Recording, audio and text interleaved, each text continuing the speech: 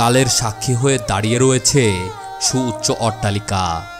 প্রাচীন এই প্রাসাদগুলো জানান দিচ্ছে বিত্তবৈভবের কথা। নীরব নিভৃত এই গ্রামের বিশাল বিশাল বাড়িগুলোর আদ্যপান্ত নিয়ে সাজানো হয়েছে আজকের ভিডিও। আজ বেশ কিছুদিন যাবৎ আমি ঘুরছি মানিকগঞ্জের আনাচে কানাচে।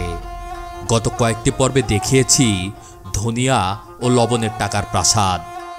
আজ আপনাদের দেখাতে চলেছি বাংলার সোনালী ফসল পাটের টাকায় তৈরি জমিদার বাড়ি, যেখানে রয়েছে ব্রিটিশ আমলের বেশ কয়েকটি রাজকীয় প্রাসাদ। মানিকগঞ্জের বেতিলা জমিদার বাড়ির সামনে থেকে শুভেচ্ছা জানাচ্ছি আমি এই শুভ। আজ আমরা জানব বেতিলার এই জমিদার বাড়ি সম্পর্কে। যদিও এটা জমিদার বাড়ি হিসেবে ধরা হয়, কিন্তু এই বাড়িটি আসলেই একজন ব্যবসায়ীর বাড়ি, যে বাড়ির মালিক ছিলেন সত্যবাবু। আর এই সত্যবাবুর ইতিহাস জানব এবং জানব এই বাড়ি সহ এই এলাকার সমৃদ্ধ ইতিহাস। তো চলুন আমরা দেখতে থাকি এই সম্পূর্ণ এলাকা এবং জানতে থাকি সত্যবাবুর ইতিহাস সম্পর্কে।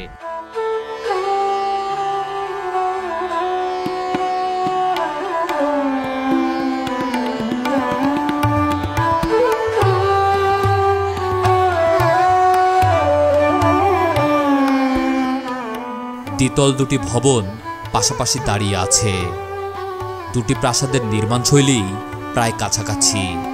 সুউচ্চ এই ভবন দুইটি কবে নির্মাণ হয়েছিল তার কোনো সঠিক তথ্য খুঁজে পাওয়া যায় না। জানা যায় এই বাড়ি দুটি তৈরি করেছিলেন জ্যোতিবাবু ও সত্যবাবু নামের ধনাঢ্য ব্যবসায়ী।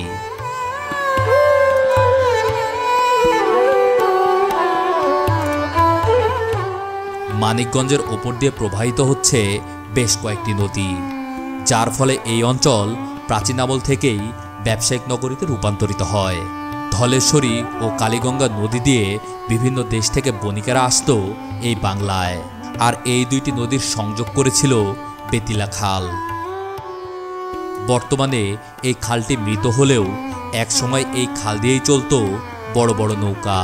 আর এই পথেই ব্যবসায়িক কেন্দ্র গড়ে তোলেন কলকাতার ধনাঢ্য ব্যবসায়ী জ্যোতিবাবু। পরবর্তীতে তিনি এই দুইটি বাড়ি তৈরি করেন বলে জানা যায়।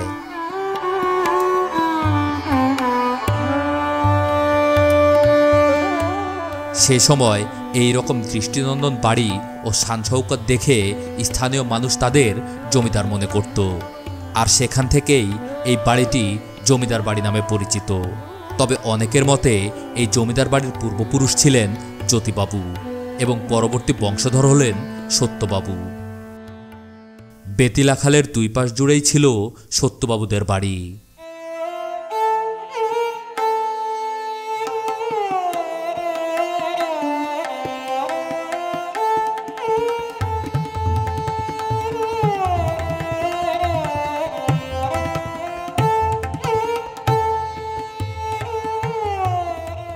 লাল রঙের এই ইমারত এখনো জানান দিচ্ছে তার আভিজাত্যের কথা।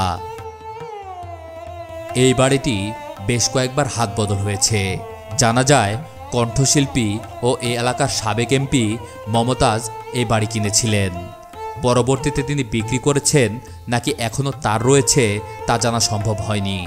তবে এই বাড়িটি রয়েছে ব্যক্তি মালিকানায়। বিভিন্ন সময়ে এই বাড়ির সংস্কার হয়েছে।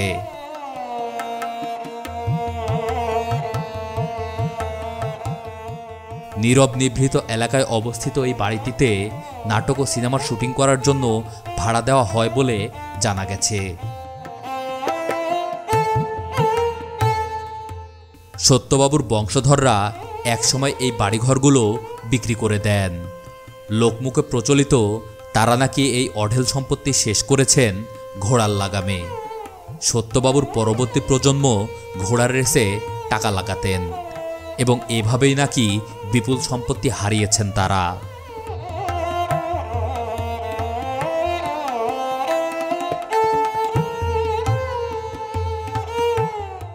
এই মন্দিরের পাশেই সমাহিত করা হয়েছে সত্যবাবুকে।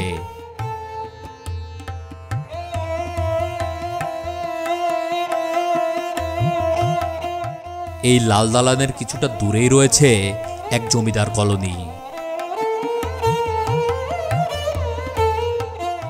এই রাস্তা ধরে যাবার সময় আপনার মনে হবে আপনি রয়েছেন ব্রিটিশ যুগে। বিভিন্ন ডিজাইন করা বেশ কয়েকটি বাড়ি রয়েছে এইখানে।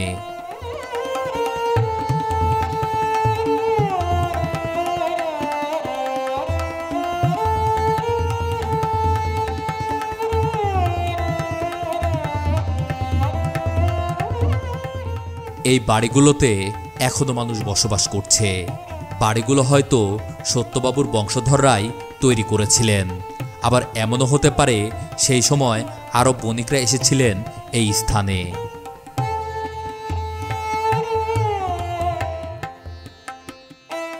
নিভৃত এই জনপদ জাঁকজমকপূর্ণ ছিল এক সময়।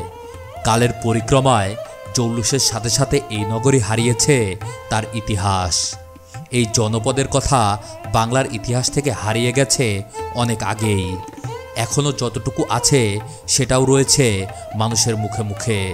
অদূর ভবিষ্যতে হয়তো প্রাচীন এই নগরী হারিয়ে যাবে কালের গহ্বরে, যেমনভাবে হারিয়ে গেছে এই বেতিলার অনেক বাড়ি।